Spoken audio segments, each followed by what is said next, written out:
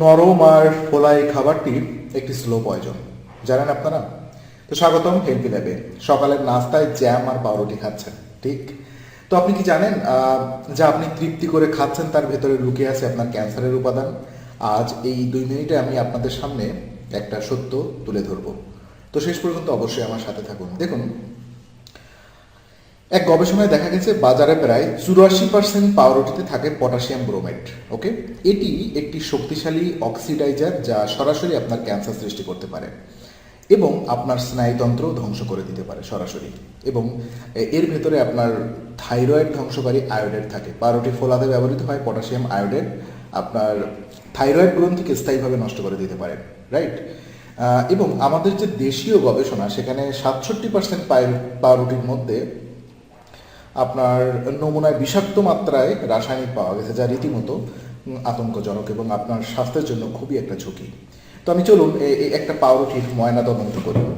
প্রথমত, ক্ষতিকর উপাদানের ভিতরে প্রথমে আছে পটাশিয়াম ব্রোমেট, ওকে, যেটা কিনা পাউরুটি ফোলায় এবং নরম করার জন্য ব্যবহৃত হয়।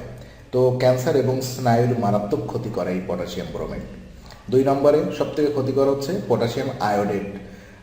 এটা হচ্ছে আপনার আপনার ডোহেনেন্স হিসেবে কাজ করে, যেটা কিনা আমরা থাইরয়েড রোগ এবং দীর্ঘস্থায়ী ডায়রিয়ার জন্য এটা খুবই ইফেক্ট করে। ট্রান্সফ্যাট আপনার সেলফ লাইফ এবং স্বাস্থ্য বাড়ায়, আপনার ওবিসিটি করে এবং হার্ট ডিজিজ ও হাই কোলেস্ট্রল থাকে, যে ট্রান্সফ্যাট দিয়ে তেল ইউজ করা হয় যেটা। এবং পরিশোধিত ময়লা, কোনো আঁশ ছাড়াই তৈরি, কোনো আপনার সেখানে রক্তে গ্লুকোজ বাড়ায় এবং ওজন বৃদ্ধি করে। ওকে, অতিরিক্ত লবণ এবং চিনি ব্যবহার করা হয় স্বাদ নিয়ন্ত্রণ করার জন্য, এবং যেটা কিনা আপনার heart disease, high blood pressure এবং ফ্যাটি লিভারের জন্য বিশেষ ভূমিকা রাখে এই যে অতিরিক্ত লবণ এবং চিনি। তো এই উপাদানগুলো আপনার মেদ বাড়ায় না, বরং আপনার শরীরের রোগ প্রতিরোধ ক্ষমতা এবং ইমিউনিটি আপনার তাসের ঘরের মতো ভেঙে ফেলে। তো বিশেষজ্ঞরা কিন্তু বিশেষভাবে সতর্ক করেছেন, পাউরুটির এই বিষাক্ত উপাদানগুলো ডিএনএ এবং আপনার জিনগত সমস্যা পর্যন্ত তৈরি করতে পারে। বিশেষ করে শিশু এবং গর্ভবতী নারীদের জন্য এটি একেবারেই নিষিদ্ধ হওয়া উচিত।